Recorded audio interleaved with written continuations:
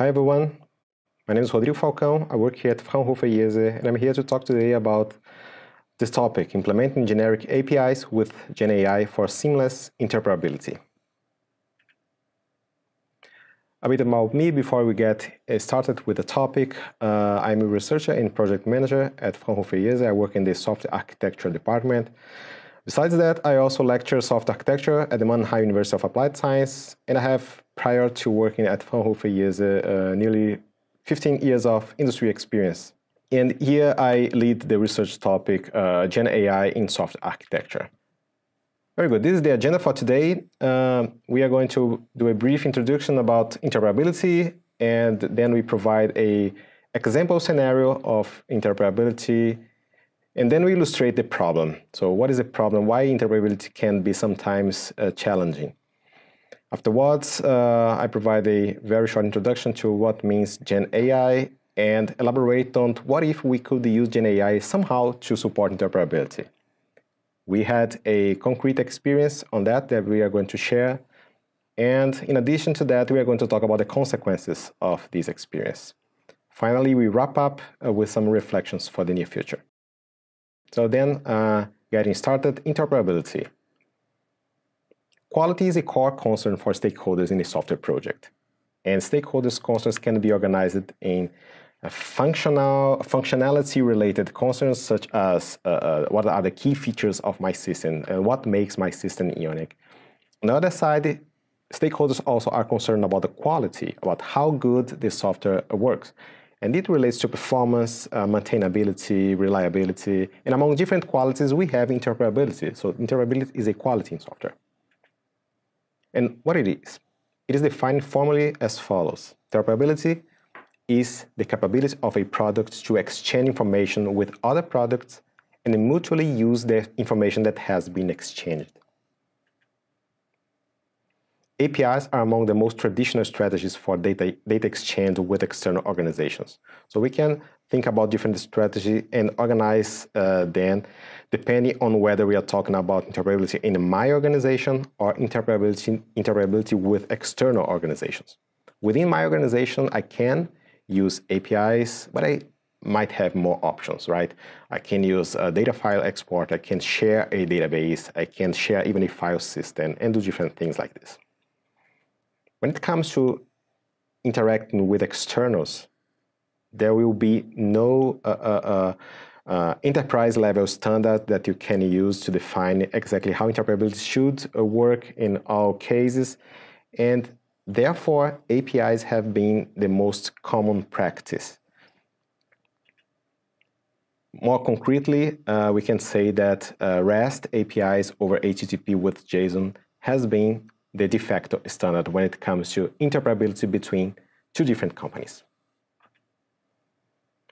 When a system needs another system's data, it can either expose or consume an API. So we have here this example, we have system A on the one side, system B on the other side, and we have this data flow. And how we can implement this data flow. There are different ways of implementing it. So one possibility could be to have system B exposing an API, and then system B could call this endpoint with a HTTP post to send the data. Then we have the data flowing from system A to system B.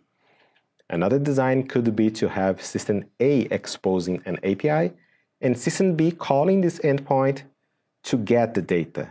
Again, we have here the data flowing from system A to system B, but the functional dependency is inverted. And of course, there are different designs, but these two are just to illustrate that there are different ways to use APIs to implement a certain data flow. And now let's discuss an example from the agriculture domain. So agriculture is a huge domain with several interoperability challenges. So talking about the size of this domain, we can say that it has several subdomains. They support in agriculture several different processes, and there's a lot of data involved in those processes, worked in different formats, and we can say to a certain extent that each individual project is a kind of silo with its own representation of data and its own structure. And what are the challenges that we face in this domain with respect to interoperability? So one is the lack of standards. Big domain, a lot of participants involved, but there is no unified standard. There are also organizational challenges about how to make the cooperation about those stakeholders to work in a better fashion.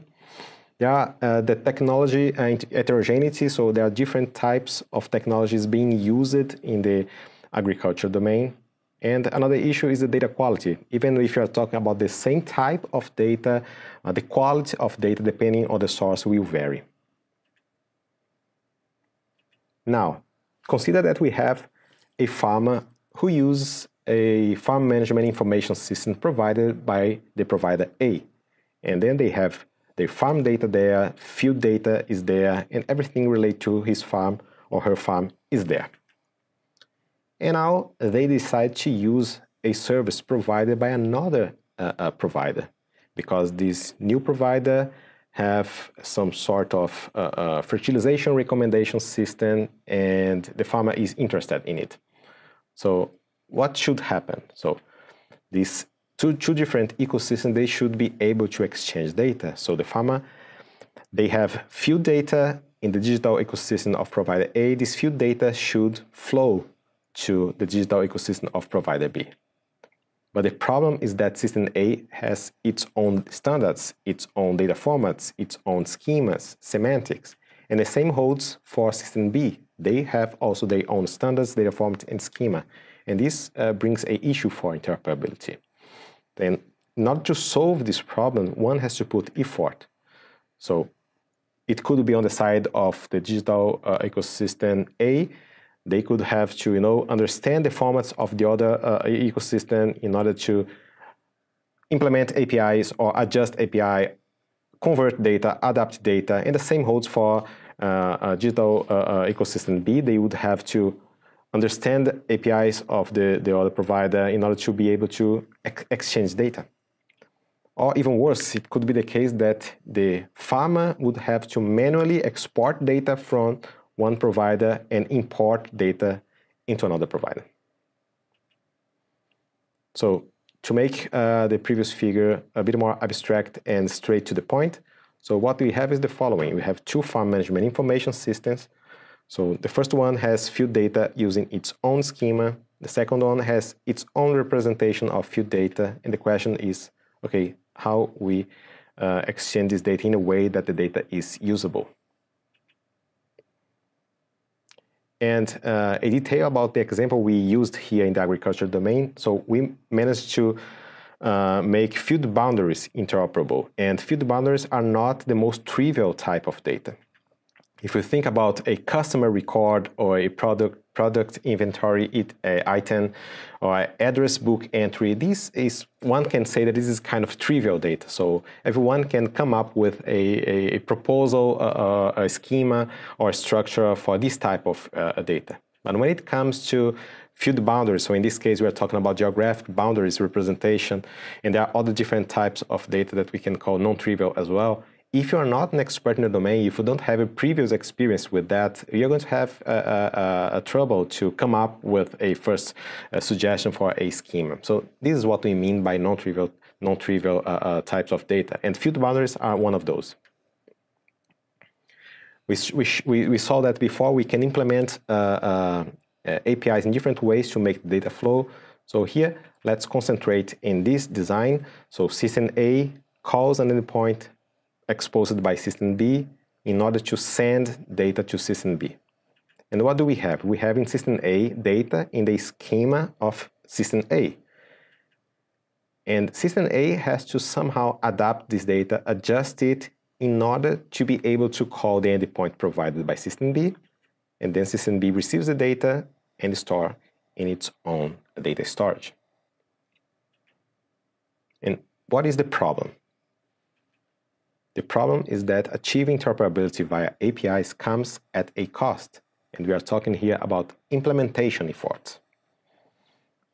API consumers must invest efforts in complying with the requirements of the API. So we can say that from a functional point of view, providers, they have to define the format of the API, define the schema, and expose it. And the consumers, they have to comply with the requirements and convert the data. There are some quality aspects related to exposing and consuming APIs. For providers, they have to take care of the reliability of the APIs. And consumers, they have to consider latency, fault tolerance, these kind of things. But here, for the purpose of our talk, let's focus on those functional aspects. So as a provider of an API, I define the format, I define the schema, and I expose my API. And as a consumer, I have to comply with the requirements of those who expose the API. Now the question, so who is willing to take the effort to make this interoperability works? So in this case, we have the organization behind System A being called to understand the API exposed by System B, adapting, converting their data to the schema required by the API and sending it. So what does it mean? It means that typically it's better to be in the position of those who expose the API. If you expose the API, you define the schema, you define the requirements of the API, and the others just have to consume it. One could phrase it like this. So if I want few data, the dream for me is that I expose my API and everyone complies with it. So if you want to interoperate with me, I have a great service, I just need you to send me a few data. So I expose here an API, just send me a few data and then you will be fine. But the problem is that this is the dream of everyone else. So everyone would like to just expose APIs and have everyone else complying with the APIs. In the aftermath, it's not about exposing or consuming APIs, it's about the effort needed to understand a foreign schema and implement adapters for data conversion. And now the reflection from our side. What if our systems were smart to the point that new participants could join the agriculture ecosystem without development efforts to adapt interface? Recently, we at IESE have explored achieving interoperability at runtime. And just to make it clear what we mean by that, let me make a differentiation between interoperability at development time and interoperability at runtime. At development time, interoperability requires human effort to understand the interfaces, to implement adequate data converters, to test it, to deploy it. And then we have it, you put it in production, and then you can have interoperability. Of course, by doing so, at the end, we have a deterministic solution, but the time to market might not be optimal in all cases. And now let's think about interoperability at the runtime. What if AI could do at the runtime what humans would have to do at development time? What if AI could understand the data, adapt the data, convert the data at runtime? Now we came with this question. So can large language models implement effective adapters at runtime? We test this idea in the agriculture domain. Now let's talk a bit about Gen AI. Gen AI have recently got a lot of traction, and within the universe of Gen AI, large language model have stand out. So it's a large language model is a probabilistic model trained on extensive data to generate meaningful word sequences. This is it, no more than that. And there are several application fields for large language models in software engineering. So one can think about requirements engineering. One could use it to process natural language requirements. You can use it to create personas, to explore scenarios. For development, people have used it to support code generation or code review. You can use it to generate test cases. There are also some cross-cutting application use cases such as documentation generation or having chatbots, assistants, etc. And these are just a few examples. So imagine now that System A must no longer be concerned about B's schema. So imagine that System B says, I need few data, but just send me what you have. You don't have to be concerned about sending me data in my format, in my schema. You have few data, just send me what you have as you have. And of course, this is great for developers in System A. They don't have to, put effort on understanding a foreign schema, converting data. They just send what they have. And then on the side of System B, AI could make what humans would do at development time. Understand data, schema format, and making the conversion on the fly. With the rise of large language models, there is an open door for the design of what we have been calling creative systems, systems that can perform human-like tasks to achieve qualities such as interoperability at runtime. How does it look like for a customer record? We can see here a small example of a customer record. In this example, we have a schema with a name, first name, last name, and they have some contact information, address, etc., etc. So, and now on the right side, we have another potential schema for a customer recorder. So it's slightly different. So maybe one thing to highlight is that the address on the left side is provided in one property, and on the right side, the address is structured. So you have different properties to inform the address. The question is, okay, could a large language model convert data from one schema to another schema? Yeah. In this case, it was pretty straightforward. You can try it out using one of the well-known large language models, provide data in certain schema, prompt it, ask for the conversion, and see the output. So in this case, with this trivial type of data, it was pretty much straightforward. It worked very, very well. And now let's show an experience with real field data in the agricultural domain, as we discussed before. We test two strategies to convert real field data from a proprietary schema. So the first strategy is what we called direct conversion. So in this case, we ask the large language models to convert the data directly. This is the input data. Please generate the output in a certain schema or in a certain format. And the second strategy is when we ask the large language model to generate an algorithm able to convert the data. We did it with real data. In our case was 123 real field boundaries of agriculture fields. And as input, we use a proprietary data format of a major company in the domain. We have tried out 3 large language models to implement the adapters at runtime, Kojima, Llama, and Quen. And this is a high-level sketch of the demonstrator we implemented to illustrate the strategy direct conversion. So the external system provides field boundaries in a certain format, and there is a generic endpoint which receives this data. It forwards it to a large language model adapter component which interacts with the large language models, get the results, and then stores in the backend of the application. In our case, we used zero-shot prompting to try out these ideas. Zero-shot means that we just prompt the models once and get the result. So few-shot would mean that we could have provided the models with a few examples before you go. And fine-tuning would mean that we train the foundation models with some data sets in order to refine these foundation models. But in our case, doing this fine-tuning would be too effort-intensive. Few-shot would not be applicable because if we can provide examples, that would mean that you know in advance what are the formats and the schemas, and we didn't want that. We want to play a scenario where you don't know what is coming in and still you are able to understand and convert the data.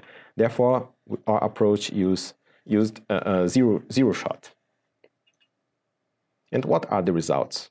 Well, we can say that it works, but we have to look into the details of this solution. These details make difference because many design decisions must be made when setting up an LLM-based interface. Some aspects that influence these APIs are generic, other aspects are use case specific. The generic aspects are the model choice. Of course, there are different large language models available, and the effectiveness for the use case you are interested in will vary depending on the model. Another thing is the strategy. So we shown two strategies that we have used, and depending on the strategy, you are going to have different levels of effectiveness. And of course, the prompting. So these models are very sensible with respect to how you prompt them to get what you want. And when it comes to the use case specific aspects, we can name the level of tolerance of your use case. So maybe in my use case, I can tolerate a 80% level of effectiveness. So if I got 80% of the time the right answer for me, it's fine. Or maybe no, in my use case, it only works if I have 100% of effectiveness. It should work all the time. So these things should be taken into consideration.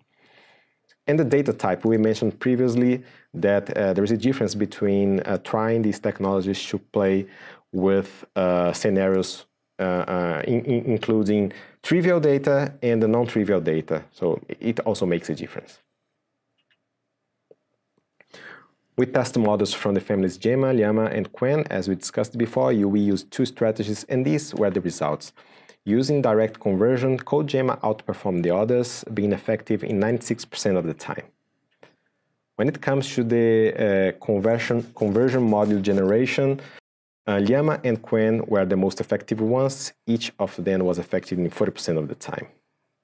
And of course, this raised the question, who's the best? So what was the best strategy? What was the best model?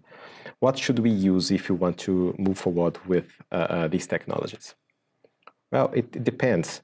CodeGemma was very effective, one can say, in the direct conversion, but the solution provided here is non-deterministic, meaning that you cannot know for sure whether the next call will work or not. So in this case, with the data set we used, in 4% of the time, it failed. But on the other hand, the conversion module was able to deliver a deterministic solution, meaning that, we had to try, in average, 3 times to ask for an algorithm to have a working algorithm. But whenever we got a working algorithm, it worked for 100% of the cases. So once it was successful on generating the algorithm, this algorithm could be reused as much as needed in order to do the data conversion. So meaning that it really depends on the use case and what you expect in terms of reliability of this interface or the level of tolerance with respect to the effectiveness of this interface. So in cases when you really need to have it working 100% of the time, using the conversion module strategy might be the most promising way to go. And what are the consequences? Well, we would say that it's possible to implement effective APIs for data conversion using large language models. So here we have to be careful and reflect a bit about what we mean by effective, because, in this case, for example, using a certain strategy, it was effective in 96% of the time, but one has to reflect about whether 96% is enough in each use case, or at least I have to reflect whether this is enough in my use case. But the good news with respect to that is that deterministic solutions can be generated, as we saw using the second strategy. And as shown in the presentation, we played with two strategies, direct conversion and conversion module generation, but there might be other options to explore. We believe that using these technologies can help organizations save integration efforts. It will reduce the time to market to make two systems or more systems interoperate. If you have an ecosystem with a centralized platform, this technology can facilitate the onboarding of partners in your digital ecosystem. It enables a dynamic integration in open environments, among other things. Another important message is that there is no one-size-fits-all, and that means that, of course, software engineers are required to implement these solutions, to engineer these solutions, and make they work as expected in any desired use case. And now what's next? Next steps include implementation, expansion, and application in industry. So we have already implemented a first demonstrator of this technology, and this demonstrator implements the strategy direct conversion. And now we would like to have another demonstrator implement the conversion module generation. We would like also to expand it to different domains. So we have tried these technologies in the agriculture domain, but interoperability is an issue in virtually any domain. So we would like to expand it and explore these ideas in smart cities and digital health and any other domain. And of course, we are also working and looking forward for doing feasibility studies with companies to make this idea more close to the industry as soon as possible, and of course being able to transfer these technologies to the industry. This is it from my side today. I hope you liked this presentation. I hope you enjoyed the topic. If you have questions, please stay in touch. So I would like to be available for you to discuss how large language models can help you enable interoperability in your organization.